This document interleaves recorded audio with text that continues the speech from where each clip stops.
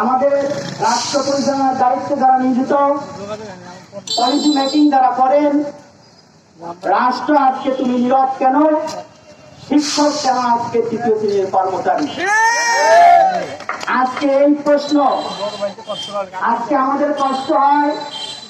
জাতি গড়ার কারিগর আমরা আজকে রাস্তায় নেমে পড়েছি মানববন্ধনে আমাদের ন্যায্য দাবি আদায়ের লক্ষ্যে। যে শিক্ষক মূল্যবোধের শিক্ষা দিবেন, যে শিক্ষক ন্যায় নীতির শিক্ষা দিবেন, যে শিক্ষক থেকে আপনি আদর্শ জাতি গঠনের লক্ষ্য নির্ধারণ করেন, গত 15 বছরে 2-2বার করে শিক্ষাক্রম কারিকুলাম পরিবর্তন করা হয়েছে। সর্বশেষ 2021 সালে যে কারিকুলাম করা হয়েছে, আমরা সবাই অবগত, ইউরোপ থেকে আমদানি করা হয়েছে। আপনি ভালো কথা, ইউরোপের কারিকুলাম শিক্ষাক্রম বাস্তবায়ন করবেন। আপনি শিক্ষক রিক্রুটমেন্ট দিচ্ছেন উচ্চতর ডিগ্রিধারী, আপনি ইউরোপের বেতন ভাতা দিবেন না। সেটাকে আমরা মানব? মানব আমরা? আমাদের একটাই স্লোগান, আপনারা শিক্ষিত জাতি চান, আদর্শ জাতি চান, আপনারা উচ্চতর ডিগ্রিধারী শিক্ষক নিয়োগ দেবেন, যথাযথ সম্মান দেবেন না, যথাযথ সম্মানী ভাতার ব্যবস্থা করবেন না, শিক্ষক চিরকাল অবহেলিত থাকবে। স্বাধীনতার 52 বছর পেরিয়ে গেছে, আজও শিক্ষক কেন তৃতীয় শ্রেণীর কর্মচারী? শিক্ষকদের মনে আজকে বারবার এই প্রশ্ন দানা বাঁধে। তাই আমরা আমাদের ভগ্ন হৃদয় নিয়ে, একেবারে ক্ষত হৃদয় নিয়ে আজকে দাঁড়িয়েছি। আজকে দাঁড়িয়ে যেতে আমরা বাধ্য হয়েছি।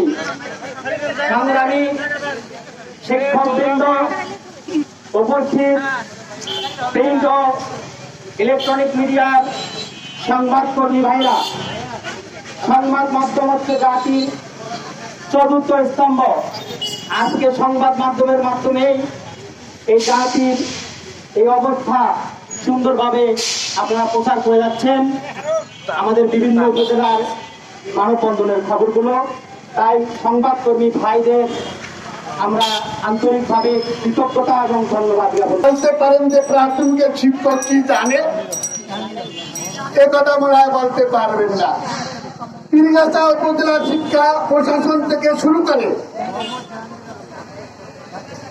মন্ত্রণালয় পর্যন্ত সমস্ত স্তরের প্রশাসনিক কর্মকর্তার উদ্দেশ্যে বলতে চাই, আপনারা প্রাথমিক শিক্ষা উন্নয়নের জন্য পিডিপি 1, পিডিপি 2, পিডিপি 3, পিডিপি 4 প্রণয়ন করেছেন, কিন্তু এগুলো কোনো সফলতা বয়ে আনতে পারে না। তার মূল কারণ আপনাদের নীতিমালা যারা বাস্তবায়ন করবে সেই সহকারী শিক্ষকদের মানে অসন্তোষের বিরাজ করতেছে। তাদের সে অসন্তোষ বিরাজ দূর করতে চান, তাহলে অবিলম্বে তাদেরকে 10ম গ্রেড দিয়ে প্রাথমিক শিক্ষার মান উন্নয়নের চেষ্টা করেন।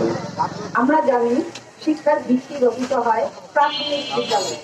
এই ভিত্তি রচনার কাজে যারা নিয়োজিত রয়েছেন তারা কখনো তৃতীয় শ্রেণীর কর্মচারী হতে পারে না। তাই আমাদের 10ম গ্রেড প্রাপ্যতা হচ্ছে যৌক্তিক দাবি। যে দেশের শিক্ষকরাই তৃতীয় শ্রেণীর কর্মচারী, সে জাতি কিভাবে উন্নতি লাভ করতে পারে? আমরা বৈষম্যের শিকার, আমরা এই বৈষম্য থেকে নিরসন চাই। আমাদের এক দফা এক দাবি 10ম গ্রেড বাস্তবায়ন। আমরা কিন্তু বৈষম্যের শিকার, আসলে ভিত্তি ছাড়া কোনো কিছু টিকতে পারে না। আমাদের ভিত্তি আছে কিন্তু দুর্বল, এই দুর্বল ভিত্তিটা আমরা টিকতে চাই না। শিক্ষক কেন তৃতীয় শ্রেণীর কর্মচারী? অবশ্যই আমরা ডিজার্ভ করি, আমরা 10ম গ্রেড এটা ডিজার্ভ করি।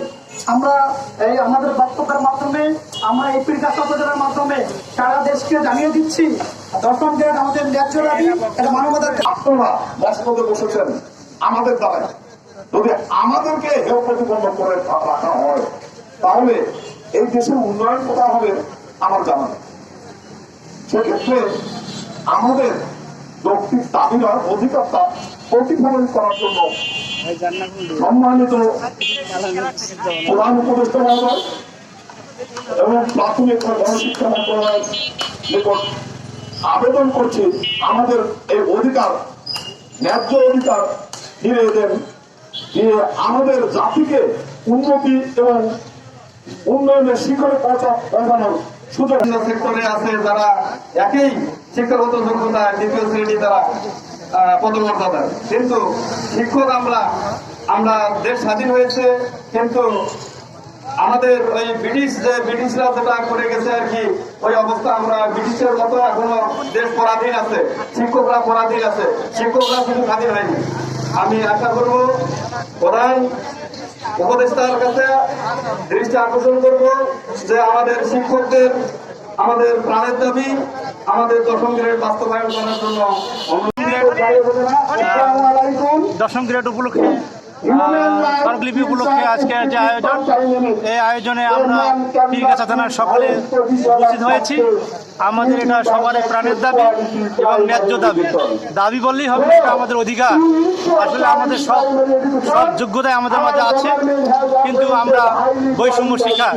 সে কারণে আজকে আমরা আজকে আমাদের প্রধান উপদেষ্টা মহোদয় খুব ভালো মানুষ, তার কাছে আমাদের সবিনয় নিবেদন, তার মাধ্যমে যেন আমাদের এই দশম গ্রেডটি বাস্তবায়িত। কিন্তু শিক্ষা, দেশের ভিত্তি, যে শিক্ষা একটা জাতির ভিত্তি, সেই শিক্ষাকে পরিবর্তন করার কোনো উত্তর এখন পর্যন্ত না হয় নাই।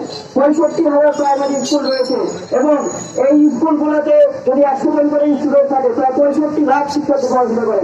একটা দেশকে পরিবর্তন করতে হলে এই 65 লাখ যদি আমরা গড়ে তুলতে পারি, তাহলে দেশ আমাদের 5-10 বছরের মতো উন্নতির জায়গায় চরম শিখরে পৌঁছে যাবে।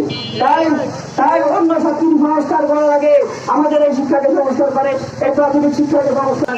টাকাটা বা পারিশ্রমিকটা যদি সম্মানের না হয় তখন কিন্তু এখানে কেউ এক্সিস্ট করবে না, থাকার চেষ্টা করে না। যাদের বয়স থাকে তারা বের হওয়ার চেষ্টা করে। অন্য জায়গায় যদি সম্মানী থাকে, সেখানে যদি থাকার চেষ্টা করে, তাহলে এখানে আমাদের যদি দশম গ্রেডটা আমরা তো যদি বাস্তবায়ন করা হয়, আশা করি যারা এখানে প্রবেশ করবে তারা থাকবে এবং যখন অন্য কোনো জায়গায় যাওয়ার বা